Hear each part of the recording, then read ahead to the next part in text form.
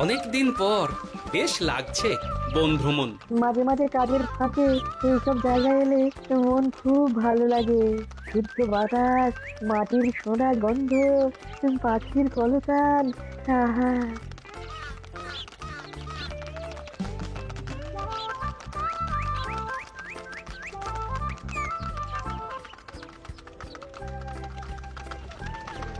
মহারাজের রথ থামছে। আমরা এইখানে বসে আজ রাজকার্য পরিচালনা করব। মন্ত্রী, তুমি ঝটপট এখানে বসার বন্দোবস্ত করে দাও। আমি এক্ষুনি ব্যবস্থা করে দিচ্ছি মহারাজ। এখানেই আমাদের বসার জন্য ছাউনি করে দাও। এক্ষুনি করে দিচ্ছি মন্ত্রী মশাই। এরা বসার জায়গাটা করে দিক, ততক্ষণ আমরা একটু হেঁটে আসি।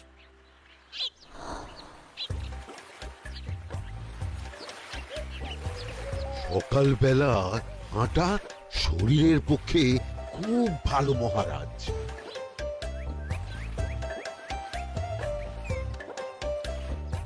আগেকার দিনে রাজা মহারাজরা এই সব বনে মৃগয়া করতে আসতেন। মৃগয়া একদম ভালো নয় মন্ত্রী। তুমি জঙ্গলে আসছো অন্য প্রাণীদের মারতে। কেন মারবে? ওরা তো তোমার কোনো ক্ষতি করেনি। না, তা করেনি, কিন্তু তখন ওটা রাজা মহারাজাদের খেলা ছিল। শুনেছি আপনার প্রপিতামহ খুব ভালো বাঘ শিকার করতেন, অনেক বাঘ মেরেছেন।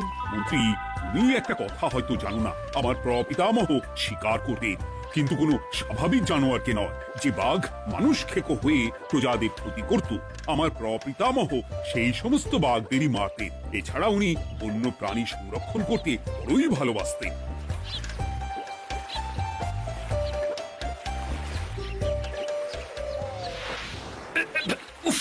এটা আবার কি?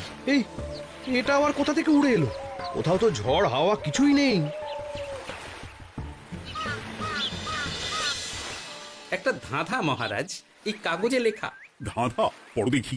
জোয়ার ভাটা প্রভুর খেলা, ভাটা হবে হলে বেলা, ভাটা হলেই দেখা যাবে লাল রঙের এক পাথর পাবে, নদীর ধারে গর্ত করে যত্নে সাজাই কলস ভরে, হেথায় হোথায় ছড়িয়ে যাহা, অন্ধকারে জলে তাহা, ঢুকলে চক্ষু ঝলসে যাবে, হাতের কাছে ঘন্টা পাবে, ঠিক ঘন্টা বাজলে পরে পড়বে ঝরে থরে থরে, ঘন্টা যদি হয় ভুল যেন তুমি হারাবে কুল, ঠিক ঘন্টা চিনতে হলে নকশা দেখো চক্ষু খুলে, সিন্দুক দেওয়ালে হাত দাও, আসল ঘটনা জেনে নাও। ওরে বাবা, খুব দীর্ঘ ধাঁধা।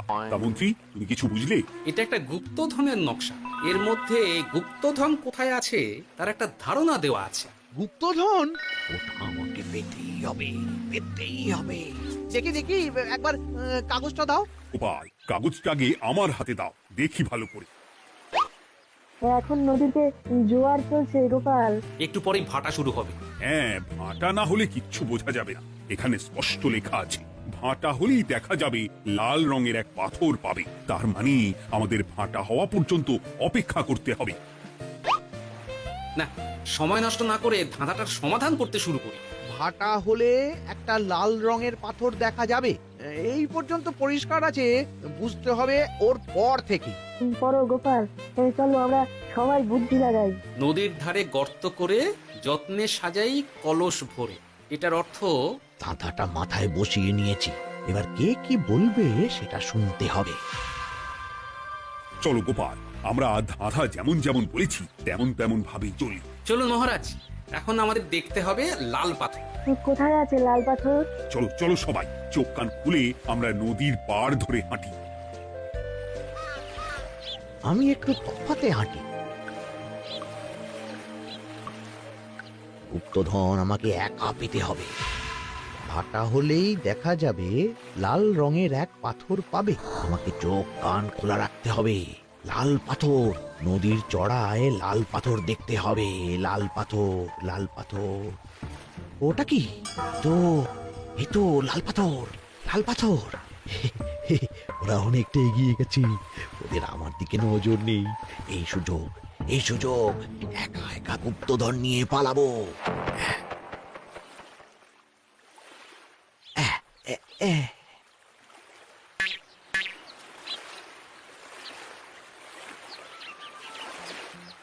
কি গো, আমরা তো হেঁটেই চলেছি, লাল পাথর তো কই দেখতে পাচ্ছি না। আরেকটু হাঁটতে হবে মহারাজ, গুপ্তধন বলে কথা, ওকে আর সহজে ধরা দেয়? সেটা অবশ্য সঠিক কথা। আচ্ছা, আমরা সবাই তো আসছি হেঁটে হেঁটে, মন্ত্রী মশাই গেলেন কোথায়? ও কি যে ঘটে। সত্যি তো, মন্ত্রী কোথায়? ও সেনাপতি, মন্ত্রীকে দেখেছো? কই না তো মহারাজ। তাহলে কোথায় গেলেন মন্ত্রী মশাই? এই জঙ্গলে বাঘ ভাল্লুক আছে, শেষে কিনা বাঘে নিল। হায় হায় হায়, মন্ত্রী গিন্নির কাছে আমি কি মুখ দেখাবো? হুম, বাঘ ভাল্লুকের পেটে যাবার লোক তো মন্ত্রী মশাই নন। ও গোপাল, কি ভাবছো? কিছু তো একটা বলো। এখন আমাদের মন্ত্রী মশাইকে খুঁজতে হবে। তবে মন্ত্রী মশাই বাঘ ভাল্লুকের পেটে যায়নি। তুমি নিশ্চিত হচ্ছ কি করে? অত পেঁচালো মানুষকে বাঘ ভাল্লুক গন্ধ শুকেই ছেড়ে দেবে, হজম করতে পারবে না। না না না, এখন রসিকতা করার সময় নয়, আমাদের মন্ত্রীকে খুঁজে বার করতেই হবে। কোথায় গেল মন্ত্রী? চলো চলো, গুপ্তধন মাথায় থাক, চলো মন্ত্রীকে খুঁজি। আহ, মন্ত্রী কোথায় গেল কে জানে। একবার পুরো ধাঁধাটা ঝালিয়ে নি। ভাটা হলেই দেখা যাবে লাল রঙের এক পাথর পাবে। ভাটা হয়েছে, লাল রঙের পাথরের মাথায় চাপ দিয়ে গুহার মুখও খুলেছি। এবার এবার নদীর ধারে গর্ত করে যত্নে সাজাই কলস ভরে। এটাই তো ঠিক বুঝতে পারছি না।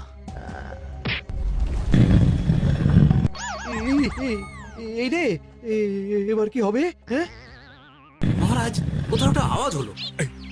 আওয়াজটা কোন দিক থেকে হলো? চলুন সামনে এগিয়ে যাই। আমার মনে হয় আওয়াজটা সামনের দিক থেকে এলো। আমারও তাই মনে হলো। তবে কি মন্ত্রী মশাই লাল পাথরের হদিশ পেয়ে গেছেন? আমাদের চোখে পড়লো না, অথচ মন্ত্রী মশাইয়ের চোখে পড়ে গেল। আসলে আমরা কথা বলতে বলতে গেছি, তাই নজরে পড়েনি। মন্ত্রী মশাই একা একা আমাদের পেছন পেছন আসছিলেন। উনি ইচ্ছে করেই আমাদের পেছনে পেছনে আসছিলেন। নিজে একা গুপ্তধন নিয়ে যেতে চেয়েছিলেন, এখন কোথায় আছেন কে জানে।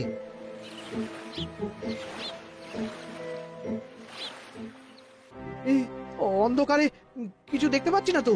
ধাঁধাতে কি ছিল? হ্যাঁ, কি ছিল? হেথায় হোথায় ছড়িয়ে যাহা, অন্ধকারে জলে তাহা, ঢুকলে চক্ষু ঝলসে যাবে, হাতের কাছে ঘন্টা পাবে। পেয়েছি পেয়েছি, ঘন্টা ঘন্টা ঘন্টাটা পেতে হবে। ঘন্টা। ভাটা হলেই দেখা যাবে লাল রঙের এক পাথর পাবে, নদীর ধারে গর্ত করে যত্নে সাজাই কলস ভরে, হেথায় হোথায় ছড়িয়ে যাহা, অন্ধকারে জলে তাহা, ঢুকলে চক্ষু ঝলসে যাবে, হাতের কাছে ঘন্টা পাবে। ঠিক ঘন্টা বাজলে পরে পড়বে ঝরে থরে থরে, ঘন্টা যদি হয় ভুল যেন তুমি হারাবে কুল। ঠিক ঘন্টা চিনতে হলে নকশা দেখো চক্ষু খুলে, সিন্দুক দেওয়ালে হাত দাও, আসল ঘটনা জেনে না। এবারে ভালো করে ঠান্ডা মাথায় ভাবতে হবে। ভাটা হলেই দেখা যাবে লাল রঙের এক পাথর পাবে। সেই লাল পাথরটাই তো খুঁজে পাওয়া যাচ্ছে না, অথচ মন্ত্রী মশাই খুঁজে পেলেন। আওয়াজটা কোথা থেকে আসছিল? এই কাছে পিঠে এই কোথা থেকে আওয়াজটা আসছিল।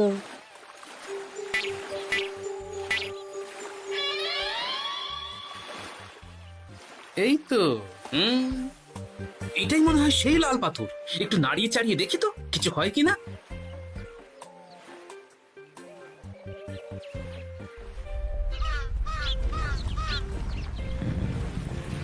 এই তো, কাজ হয়েছে।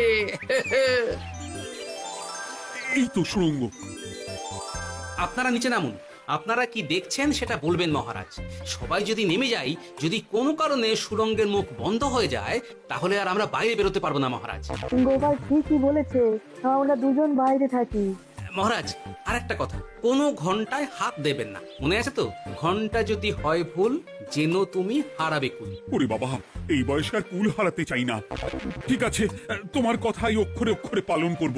দেখি এই সুড়ঙ্গে মন্ত্রী মশাইকে দেখতে পাই কিনা। চলুন মহারাজ, সুড়ঙ্গে নামি। সবাই সাবধানে নামো।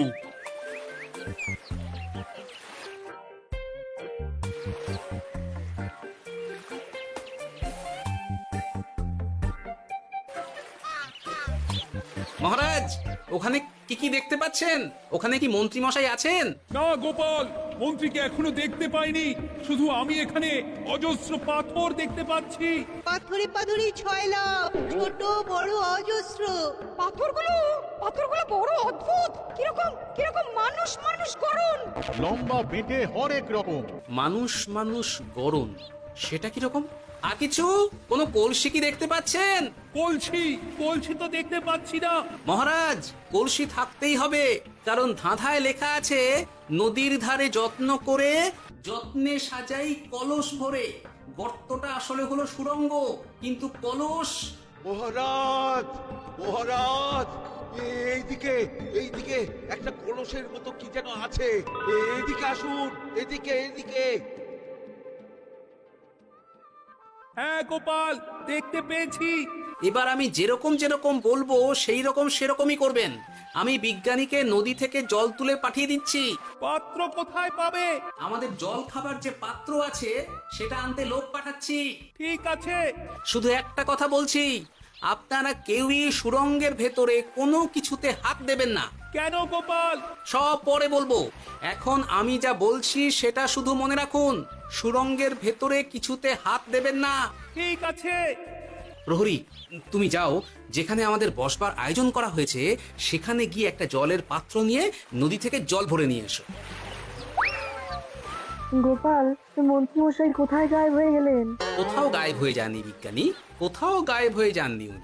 উনি ওই সুড়ঙ্গের ভেতরেই আছেন। কিন্তু কেউ তো ওনাকে দেখতে পাননি। সম্ভবত পাথর হয়ে আছে। এখন কিভাবে পাথর হয়েছেন সেটা তো আমি বলতে পারবো না। সবটাই স্বপ্নের মতো লাগছে। ঠিক যেন স্বপ্নের মতো লাগছে। এই জীবনে সুরঙ্গ দর্শন হয়ে গেল। আমাদের পাতাল প্রবেশ। পাতালে আসিয়া আমি মনে মনে বলি, গুপ্তধর নিয়ে আমরা যেন সৎ পথে চলি। তোমার এখনো কাব্য আসছে সভাকবি? আসছে মানে কাব্যের সাথে আছে রোমাঞ্চ, করছে গা শীত, হচ্ছি আমি অধীর। মহারাজ, জল দিয়ে বিজ্ঞানীকে পাঠাচ্ছি। কি করতে হবে বিজ্ঞানীকে সব বলে দিয়েছি। তুমি ভেতরে আসবে না? আসবো ঠিক সময়ে। এখন আমি যেমন যেমন বলবো আপনি ঠিক তেমন তেমন করবেন। ঠিক আছে। বিজ্ঞানী, যেমন যেমন বললাম ঠিক তেমন তেমন ভাবে কলসিকে জল দিয়ে পরিষ্কার করবে। মনে রেখো, ধারায় আছে কলসি সাজাই যতন কর। তুমি একটা কথা মনে রেখো বিজ্ঞানী, কোথাও হাত দিও না কিন্তু। ঠিক আছে গোপাল, তোমার উপস্থিত বুদ্ধির তুলনা নেই। আমি যাচ্ছি গোপাল। সাবধানে সাবধানে। মহারাজ, বিজ্ঞানী যাচ্ছে। সাবধানে নামো, সাবধানে। মহারাজ, এই কলসিটা কোথায়? ওই তো, একটু সাবধানে যাও। বিজ্ঞানী, কলসির দেখা পেয়েছো? পেয়েছি পেয়েছি পেয়েছি। এবারে কলসিটাকে ভালো করে জল দিয়ে ধুয়ে দাও। কলসির আলোয় সুড়ঙ্গ আলোকিত গোপাল। এরপর কি? ভালো করে দেখুন মহারাজ, কোথাও ঘন্টা দেখতে পাচ্ছেন কিনা।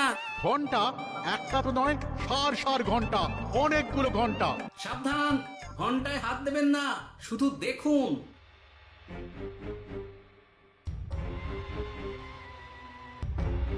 মহারাজ, আমরা গুপ্তধনের খুব কাছে চলে এসেছি। তাই নাকি? কি মজা কি মজা, এবার খাবো ক্ষীরের গজা। আহ, কবি চুপ করো, এখনো আমরা গুপ্তধন পাইনি। বাবার মুখে দাঁড়িয়ে সবগুলো তারা আঁকা। বিজ্ঞানী, কোনো ঘন্টায় চাঁদের নকশা করা আছে কি? একটু দেখে বলো না। আমি আতস কাজ নিয়েই দেখছি, সব ঘন্টাতেই তারা আঁকা। খবরদার, কোনো ঘন্টাকেই ছোঁবে না। ঠিক আছে, কোনো কিছু না ছুঁয়ে আমি দেখছি। পেয়েছি গোপাল, চাঁদ আঁকার ঘন্টা পেয়েছি।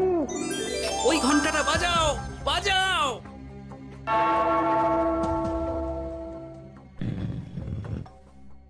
গুপ্তধন পেয়েছেন মহারাজ। বাঁচাও বাঁচাও বাঁচাও।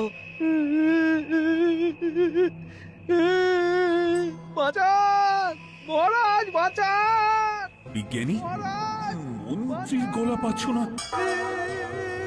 মহারাজ, আমি পাথর হয়ে আছি, আমাকে মানুষ করুন মহারাজ। তুমি তো মানুষই ছিলে, হঠাৎ করে পাথর হলি কেন? মহারাজ, গুপ্তধন পেয়েছেন? পেয়েছি, তার সাথে মন্ত্রীকেও পেয়েছি। মন্ত্রী এইখানে কোথাও পাথর হয়ে দাঁড়িয়ে আছে। দাঁড়ান মহারাজ, এবার আসছি। সাবধানে এসো। আমি ভেতরে যাচ্ছি, বুঝলে? যদি কোনো কারণে দেখো পাথরটা গুহার মুখটা আটকে দিয়েছে, অমনি তোমাদের কাজ হলো পাথরটাকে ছুঁয়ে ফেলা, বুঝলে? ঠিক আছে গোপাল দাদা, আমার মনে হয় বিপদ আর কিছু ঘটবে না, তবুও সাবধানের তো মান নেই। ঠিক আছে, তুমি নিশ্চিন্তে ভেতরে যাও। বাঁচাও, আমাদের বাঁচাও, আমাদের সবাইকে মানুষ করুন। আমাকে মানুষ করুন মহারাজ। আপনাকে তো মানুষ করা হবে মন্ত্রী মশাই। আগে বলুন, আপনি পাথর হলেন কি করে? ও, মনে পড়েছে, ধারার শেষ লাইন, সিন্দুক দেওয়ালে হাত দাও, আসল খবর জেনে না। সত্যি গোপাল, তুমি না থাকলে এই এত কিছু আমাদের সবার কাছে অজানাই থেকে যেত।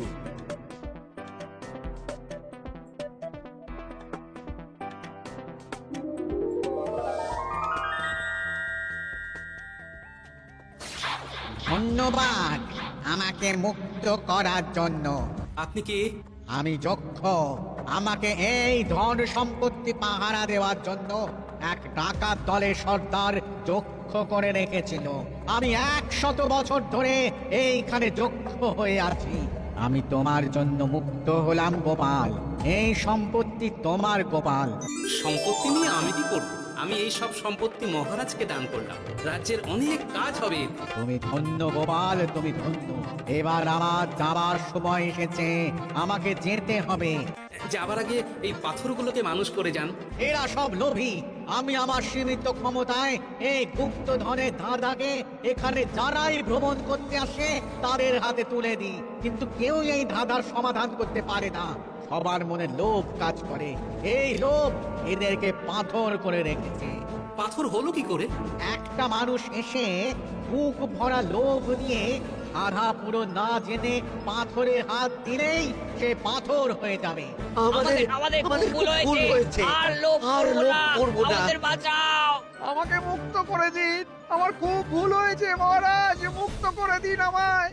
তুমি এখানে আগে এসেছিলে, তাই তো আগে এসে ভাবলে নিজেই একা একা গুপ্তধনকে হরপ করে দেবে। এদিকে তোমাকে না দেখতে পেয়ে আমাদের কত চিন্তা হচ্ছিল। যারা লোভী তারা কারো কথা ভাবে না, শুধু নিজের কথা ভাবে। আমাকে আর একটা সুযোগ দিন, আমি আর লোভ করব না মহারাজ। ও, তোমার কথার কোনো দামই নেই। না মহারাজ, আমাকে আর একটা সুযোগ দিয়ে দেখুন, আমি আর লোভ করব না। আমাকে মানুষ করুন মহারাজ। আমাদের সবাইকে মানুষ করুন, দয়া করে মানুষ করুন। যক্ষরাজ, এদের আপনি ক্ষমা করে দিন। ঠিক আছে, তোমাদের আবার মানুষ করে দিচ্ছি।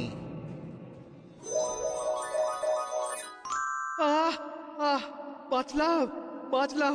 এই রকম বারবার বাঁচা যাবে না, কিন্তু এবার সাপ ব্যাং যাই হবে না কেন ওইভাবেই থাকতে হবে, এই আমি বলে দিলাম। এবার আমার মুক্তি।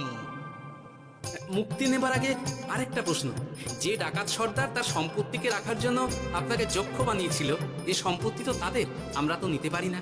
লোভ বড় খারাপ গোপাল। অতিরিক্ত লোভ মানুষকে পশু করে দেয়।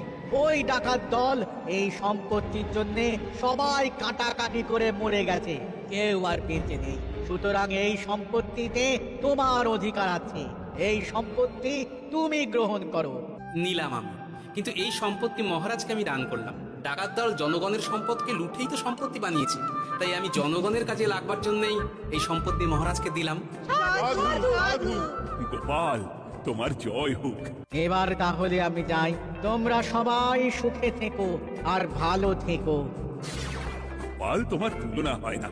তোমার ঋণ আমি কোনোদিন শোধ করতে পারবো না। তুমি কৃষ্ণনগরের জন্য যা করলে তা ইতিহাসে লেখা থাকবে। না মহারাজ, আমি এমন কিছু করিনি, এই কাজ সবাই করবে। জয় গোপালের জয়, জয় গোপালের জয়, জয় কৃষ্ণনগরের জয়। জয় কৃষ্ণনগরের জয়।